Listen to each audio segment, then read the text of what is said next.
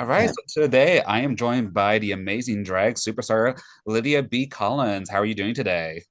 I'm doing very well. Thank you for the kind introduction. I appreciate it. Of course, of course. So, Lydia, coming off the heels of your appearances on RuPaul's Drag Race and All Stars, how has this past year been for you?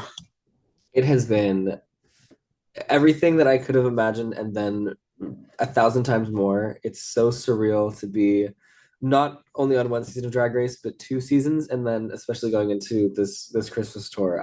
I feel like I'm trying to ground myself and pinch myself every day. It's crazy. Yes, that's awesome.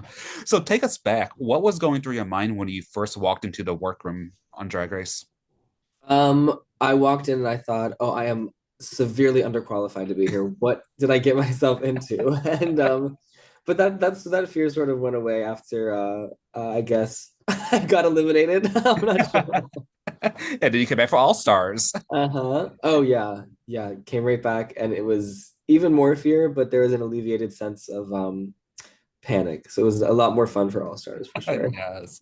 Would you say it was easier, more intense, or just overall all different altogether? Hmm. Different altogether. It was definitely more intense. But I sort of freed myself from all of the self the put on anxiety from season Mhm. 17. I freed myself from all of that when I watched it from All Stars. I just thought you have to have fun this time around or Yeah. else you are going to be really stressed out. It's funny how having fun really does make a difference. It does, yeah. And just sort of not caring, I guess. Caring but not caring. Caring, but just let yourself be stupid, you know? Yeah, very much so. Yeah. Well, you kind of touched on this briefly during the show, but for our audiences, what originally drew you to drag and what continues to inspire your passion today? I don't know. I feel like it was always in my bones to sort of get to this point, to get to be a drag queen. I always knew that I wanted to do something creative and with visual art, but I never knew what drag was until I got a little older. But it's just the creative freedom to do literally whatever you want and whenever you want to do it. Mhm. And now what continues to inspire me is the fact that I get to show people around the country and soon around the world that art that I always knew was really cool, but now it's being like affirmed to me that it is in fact cool. So Yeah. that is really driving me right now. Yes, that's awesome. Well, what was the most unexpected or challenging part of competing on Drag Race that audiences didn't get to see? Um, I would say the most unexpected part competing on Drag Race would have to be literally falling in love on Drag Race, but the audience did get to see that. I They think did. besides that, everything is pretty much out on the table for me. Yes, that's awesome. And that's going to be my next question. Like, not only did Drag Race kind of give you more experience and exposure, but you got a romantic connection with Kori King. I How did. how did that relationship initially come about and how's it going today?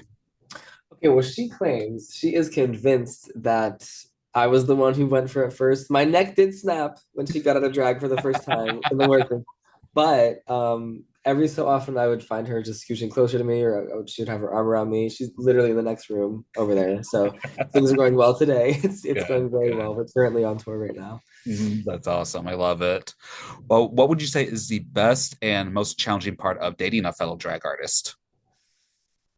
Um, I would say the best part is getting to share outfits and share and that's also the worst part because sometimes she wears something and I'm like, oh, I wish I could fit that, but I can't because she's so massive. Well, there are definitely pros and cons of it all. Right. Yes, yes, great. Love it. Well, in what ways do you think All Stars allowed you to evolve as both a performer and an artist? um I think that so being on season 17, I sort of got knocked down. My confidence was knocked down a peg just by my own self, comparing myself to other people. um and then going back to All Stars, it really reaffirmed everything that I thought about myself, but then it was just elevated to the 9,000th degree. It really affirmed to me that like I was where I was supposed to be and that I am supposed to be what I'm doing. Um, and that just made me feel a lot more creatively invigorated than going on for the first time. Yeah, definitely. Well, across both seasons, which challenges stood out as your absolute favorites? Ooh, okay. So obviously, I mean, I love the design challenges. Say what you want about my design challenge looks on season Yeah. 17, but I will stand by all of them. I just love to sit down at a sewing machine and let my mind go crazy. And for All Stars, my favorite challenge is probably the Rusical. I loved my Rusical for season 17. I got to work with Kori. It was a lot of fun, but I wanted to be like pussy, for lack of a better term. So I'm happy that I got an opportunity to be like a very fun villainous character Yes. in the All Stars musical. Yeah, just love it, love it. Well, kind of speaking of villains, you formed a special bond with Mistress Isabelle Brooks during All Stars. Is she still your drag mother? I don't. I would say she's a very distant drag mother, but she helps me with a lot of things in terms of public reception, and she's always there in my corner. Okay, good. But but yeah, I will always have so much love and respect for Mistress Isabelle Brooks. I think that I am so drawn to personalities that are not anything like me in a Okay. sense. Mm. She's so boisterous and funny and loud and villainous, and I think she was tainting me a little bit on the season, but I'm just so drawn to a personality that's that polarizing. Yeah, definitely. Because she kind of received quite a bit of controversy, especially in the last part of All Stars. So, Yeah. yeah, kind of what were your thoughts about that? I think that I think that she takes it to insane levels, but at the same time, everything out of her mouth is a joke. Everything out of her mouth is so unserious. So you have to take everything she's saying with less than a grain of salt. Yeah. She's here for a good time, and professionally speaking, she's just a wonderful queen, Mhm. wonderful to work with. And and I don't know, I think it's just entertainment to be entertainment. Yeah, exactly. Just Yeah. entertainment. Mhm. I would agree, Yeah. definitely. Well, you've been busy post Drag Race, definitely, and we're thrilled to see you joining a Drag Queen Christmas this year. How's it Um, how's it feel to join such a iconic holiday production?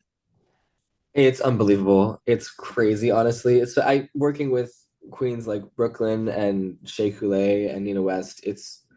Beyond it's beyond my wildest dreams, honestly. I've watched this tour year after year. We're going on the 11th year now, so the fact that I am joining such a long lineage of talented artists is super just insane, unbelievable. Definitely. Well, can you give us a hint or a teaser about what we can expect from your set? Yes, so okay, expect puppetry, glitter, confetti, ice cream, Ooh, ice cream. candy Okay. cones. You, I you, you don't got me an know. ice cream. Okay. Right, right. No, expect theater. Expect a lot of gags because it's more of a theatery show. So I'm trying to cater it more towards that theater part of my bones. All right, perfect. Well, what are you looking forward to the most about hitting the road and performing alongside queens from different seasons? Oh, I'm so excited to live on a bus for a couple months. That's something that I really wanted out of this experience. When I got cast in season 17, I was very much like, okay, so when am I gonna go on a bus tour? Like when am I gonna do that? So I honestly like the Queens are one thing, but getting to travel with my sisters, my season 17 sisters on a bus is so exciting to me. So, what is it about tour life that appeals to you the most? Um, I think that it's just like since flying on planes, that's been something to get to. It's an adjustment to fly place to place and to be in the air so much. So I'm excited to be grounded and to be like literally grounded for Literally once, grounded. and to just be like, hey, can we stop at Wendy's real quick or something? You know? There you go. Perfect. Well, Lydia, what are the holidays usually like for you? How do you typically celebrate? So I have two sides of a big Italian family. So we have the seven fishes, we have Hmm. ham, we have it's the food is a major part in my holidays, but it's honestly just about getting to spend time with our families and especially because we've all become so busy as we've gotten older and we've gotten deeper into our careers. The holidays is really just about appreciating what you have while you have it, I think. Yeah, definitely. And money. And money. No, I'm kidding. And that's just like a little added bonus for it. Yeah, yeah, it's a cherry on top. Yeah. Yeah, exactly. Well, the holidays can be difficult for many people in the LGBTQ plus community. What words of comfort or encouragement could you offer for those struggling during this season? Yeah. the holidays can be an incredibly isolating time, especially for LGBTQIA plus individuals. Um, so I would just say that you have to know that there's a lot of things that you might miss out on family wise or just in general, but your family isn't necessarily just by blood. It's people you choose to be around. It's the people that you choose to have in your inner circle. And just put on a Christmas movie if that floats your boat. Make some hot chocolate and hold your friends close because they are your most cherished loved ones during these times. Definitely. Well, with you having so many memorable moments this past year, if you could manifest your ultimate dream project, what would it be? Ooh. Ooh, I would love to be in a horror movie. I would love to be. I don't care. I don't have to be the final girl. I just want to be like even the opening Drew Barrymore kill would be Okay. awesome. I'm trying to weasel my way into Smile 3. I've messaged the director a couple times, but he's not seeming like he's interested. So if you're listening to this, Mr. Director, put me in Smile 3. That is my biggest dream. B. Collins and Smile 3, yes. Well, right before I got on the call with you, I was interviewing Susie too, and we were kind of talking about Big Easy Queens, and we were kind of talking about a sequel. I said, let's bring your season 17 sisters. Let's get Lydia in there. Let's get Kori in. Right? Yeah, Susie can Susie murder has Lexi. yeah.